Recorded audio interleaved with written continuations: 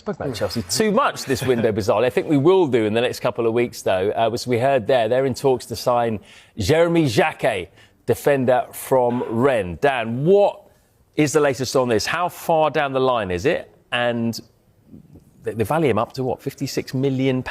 Yeah, that's it. You know, why is the value so high?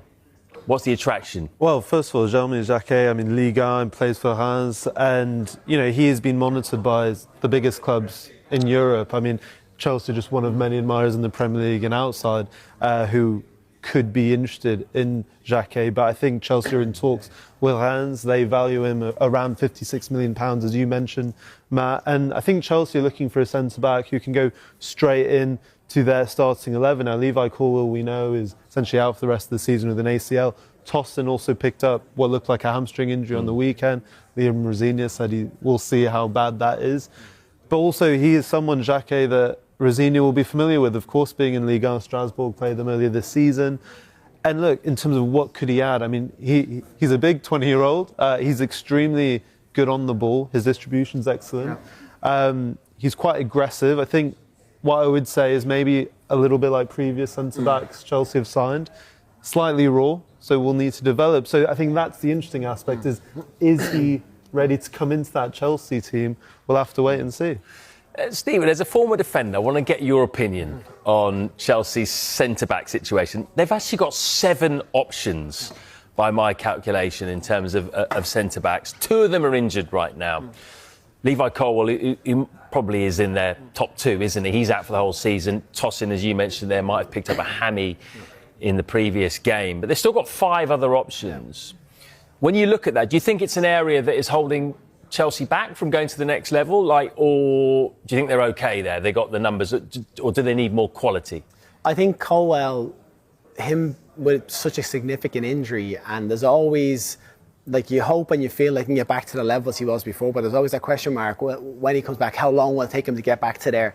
So replacing someone like that I think is important, that you have someone come in that you know is going to be able to steady that ship and be that solid partnership, whoever you want to build. But like, they've invested in their centre backs, but obviously not probably as heavily as they have in other areas. And I feel that Chelsea have spent so much in the forward areas. You just think they've just thrown money at those players. That have they neglected it slightly in those areas? Have they brought in the highest calibre of defenders that they want? When you look at Reece James and think of how good he is and how important he is if he plays midfield or right back, centre back pairings. You look at Arsenal. I think Arsenal have given the makeup of how to have a strong push for the Premier League is to be able to get that partnership correct. And those two have kind of given a bit of a blueprint so we can have all the attacking threat in the world, but if we don't have these two that are pinning everything together, it's not going to be solid. So Chelsea are probably thinking we need to go and invest in that area. And I mean, you can see some of the defenders they've signed there since Kerr came into the club. I mean, Stephen, on your point there, I mean, I think 3 of those were signed in the first kind of 2 transfer windows with Koulibaly, Wesley Fofana, Bouyema, Bediashile. But as you mentioned, a lot of those aren't maybe starting centre-backs in the Premier League outside of that. And when you look at where Chelsea have spent their money in terms of relevance to different areas of the pitch, I mean, you can look at the average per signing when you look at the players signed, let's say the fullbacks out of that, it does point a little bit to your point that they have underinvested in that area of the pitch. And, you know, I know speaking to different clubs that a lot of the sports science suggests if you invest in your attacking areas, you're more likely to go up the table and show quicker development. But I think everyone connected and who follows Chelsea would argue that the foundation of the back has been their weakness. Yeah, it is. And I think, like I said, I think Arsenal, it's a way of seeing how that can really benefit you. You bring in a Declan Rice in front of the back 4 and you bring in those 2 centre-backs and they stay fit and you have a real chance of pushing. And then those forward players have a bit more freedom to go and play. I think what's interesting with Chelsea is I think Palmer come in, who's so influential. I don't think anybody when he signed would have thought he was going to have the influence he has on that side. So if you get a centre-back that can come in and have a similar sort of importance to that role, if it's this young lad that comes in and can come in straight away and be someone that's kind of pivotal, that's huge. But Chelsea, I just think they're one or two players away from being very, very complete. Yeah. Delighted with the attitude of the players to win in a different way. Sometimes this club is about winning. We need to find a way that we're very good with the ball, but to get our first clean sheet, I think in 8 games, the way we defended the box, the way we defended corners, long throws, to be a consistently good team and a winning team, you have to do that side of the game. You don't take your chances, you don't win football matches. Yeah, pretty good assessment. Just weren't clinical enough with the opportunities we had. Didn't give up too much really, the other end. Just really pleased with performance levels, barring that little bit that you've alluded to. We should have and could have taken enough from what we created, really. Weird start as well, isn't it? First 4 games, 4 different competitions for you. Yeah, I don't know if that's a first. It is, first ever. Oh, wow. Well, I'm saying I'm privileged. I am privileged. I love being here. I want to be successful with this group. It's my first Premier League game. It's my first Champions League game on Wednesday. But I've earned it. I've worked very hard to get here, and the buy-in of the players this week has been very, very good in terms of what I've asked them. Given you've worked with Liam Rosenion, let's focus on Chelsea for this analysis. What did you make of them today under him? I thought they were poor today. I thought Brentford were really good and was really unlucky to not get anything out the game. And obviously knowing Liam really well, and I know he will be giving them players a lot of information. And we're seeing it here, notes going onto the pitch during the game, and the players will have a lot to learn, to learn his system, to learn how he wants to play, and there is a lot of rotation in that, and we see that here. Cucurella in the position he's in now. Enzo has dropped into the same position really when he should be a little bit higher. João Pedro is dropping in also, but Enzo and Cucurella are doing the same job here, so there's no need for the two of them to be there. So Cucurella recognises that, leaves Enzo there to get the ball. Now Cucurella pushes up higher. João Pedro's come deep. Reece James has gone from centre-back into a midfield position, so there's a lot of rotation. But what that means is if you lose the ball in the middle of the pitch, it's danger. So Brentford win the ball back, 1 pass forward, now the 3-on-3. And this is something Brentford look for, especially the first half of the game. They got in behind a few times. And now this is a great job, and I have no idea for the life of me why he hasn't shot. He makes the wrong decision, and Brentford should have been 1-0 up.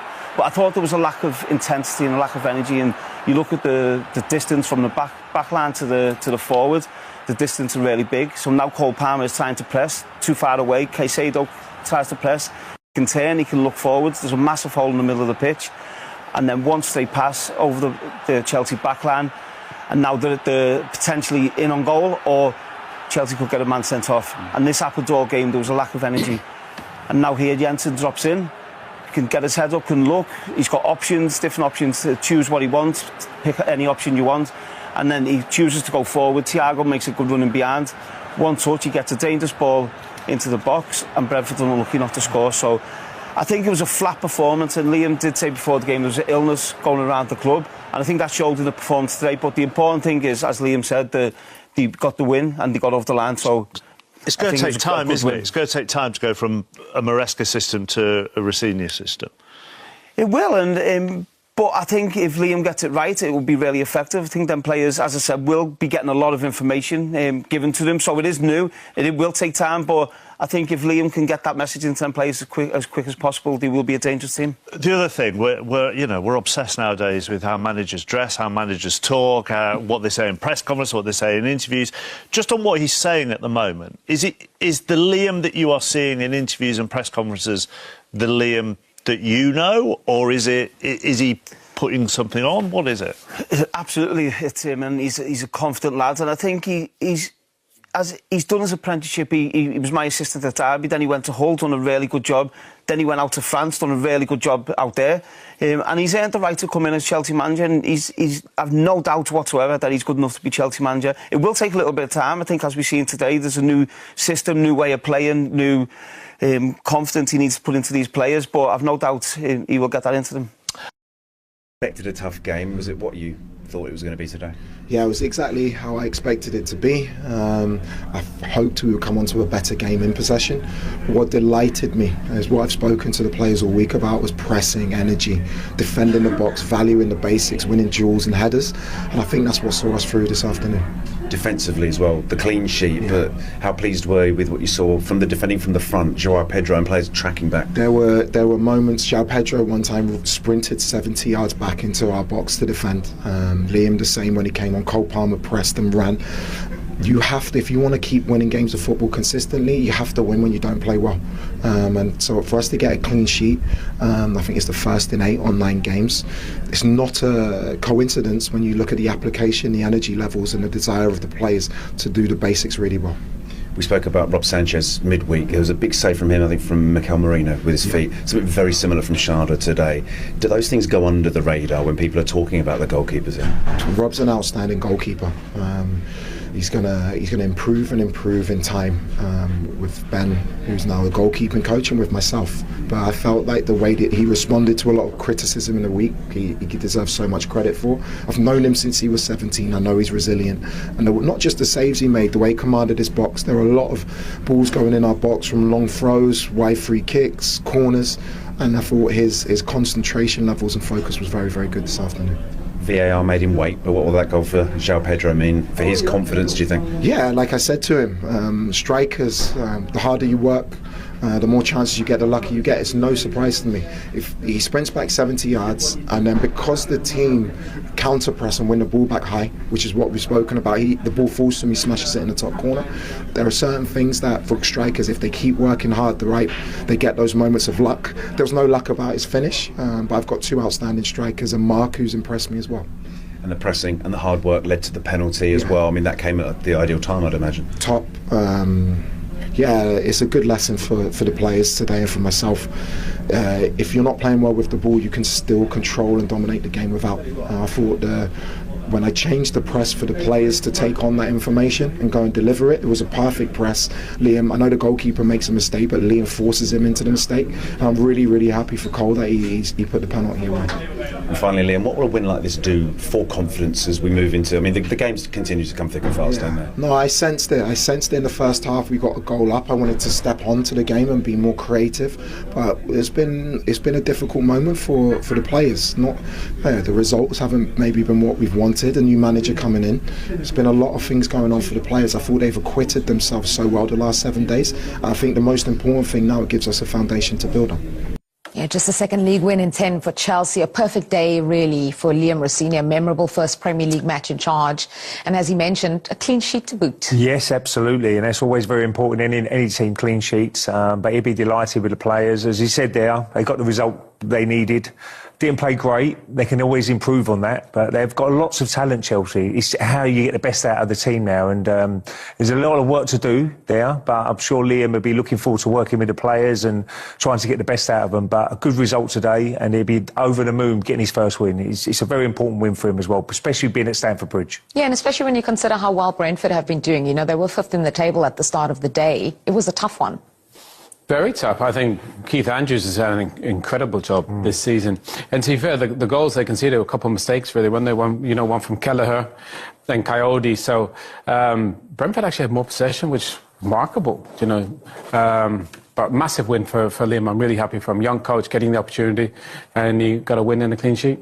Yeah, important as well when you consider what happened in midweek in the Cup to get that first win. Yeah, but Ray makes a really good point. They got a great group of players. You got an exciting young coach with a great group of talent, but they have to finish in the top 4 or 5 with the talent that they have. So